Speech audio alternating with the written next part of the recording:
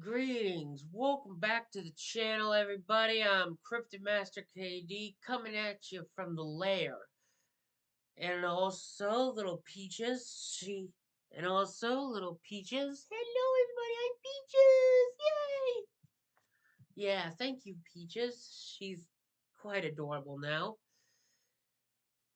Welcome back to the channel, everybody. I'm Cryptid Master KD coming at you from the lair of the Cryptid Master KD studio. I bet you all were thinking, oh no, he's gonna go another month without blah blah blah. Hell no. Hell no. The master is back, and he's here to stay. So, in today's video, we were going over legendary Appalachian folk tales said to haunt the woods of the U.S. Appalachian borders. The tale of melon heads.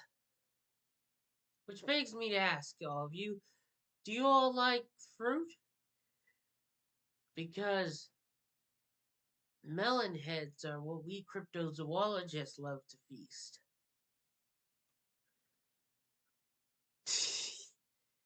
That was not funny. Anyway, now the questions you all are going to ask, what are melon heads? Where did they come from? Well, the description of the melon heads vary. For a human-like creature, most of the time mistaken for children.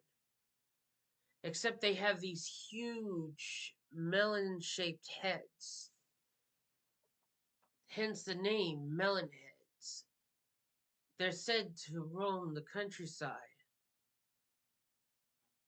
said to strike terror in all those who encounter them. They have nothing to lose. Now, the origins of the melon heads go back to the early 1940s. The legend goes that there was once a doctor named Dr. Crow, known only as Dr. Crow,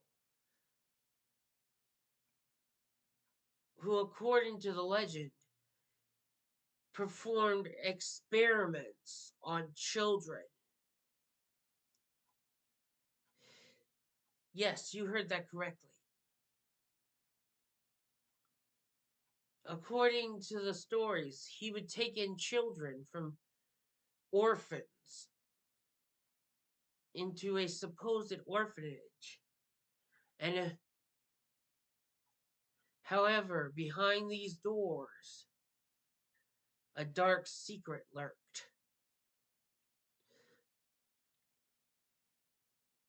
The doctor supposedly did experiments on these children. According to the story, Dr. Crow experimented by putting water in the heads of the children, causing deformities, causing them to become these melon head-like creatures. The chances of them having a normal life have been taken away from them. However, after years of abuse, according to the story, the children broke out of their cages, rose up, and burned the mansion down to the ground. Whatever Dr. Crow did to these children, his reign of terror came in a most violent end. According to the legend, like I just explained, well, the children fought back, rose up, and they, according to the story, killed his assistant and burned the mansion to the ground.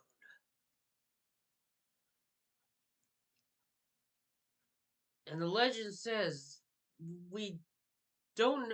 Whatever happened to Dr. Crow after that is unknown. We don't know if he survived and went off to do work elsewhere or that he was killed by his creations. As for the children who he experimented on, legend says they've been haunting the forests and areas ever since. Tales of these melon head like creatures have been reported for decades, ever since. Legend, and as for the legend of Dr. Crow, although at this time he's most certainly gone, the descendants of his experiments still said to walk the forests of the United States back countries.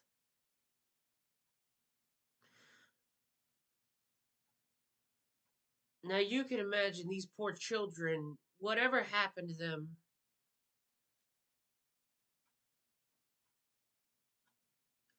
if you know how devastating that would be to be turned into a mutant creature and the chance of your normal life being stripped away from you just like that.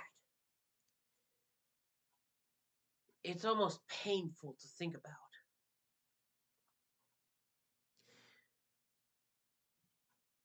But what do you think happened to Dr. Crow after that?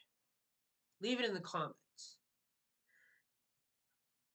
Now, there are sightings and reports of melonheads who I will be happy to do in future videos.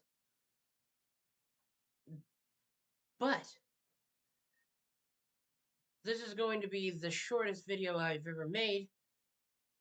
So if you like the story of the origin of the melonheads, please hit like, comment, and subscribe to the channel.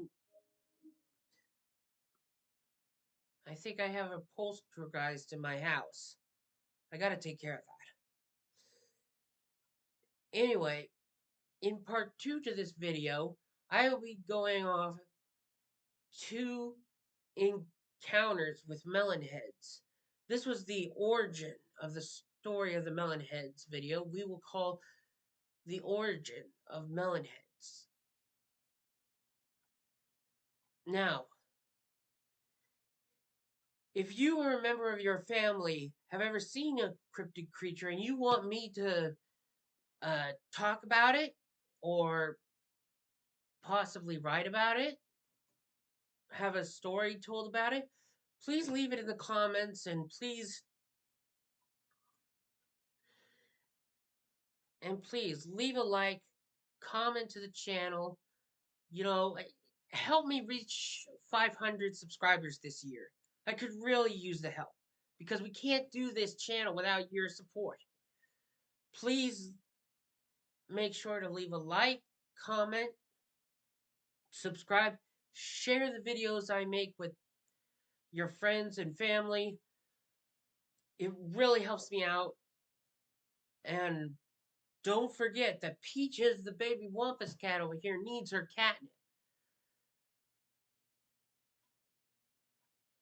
Thank you so much for tuning to this quick video. I love you all. Peace out.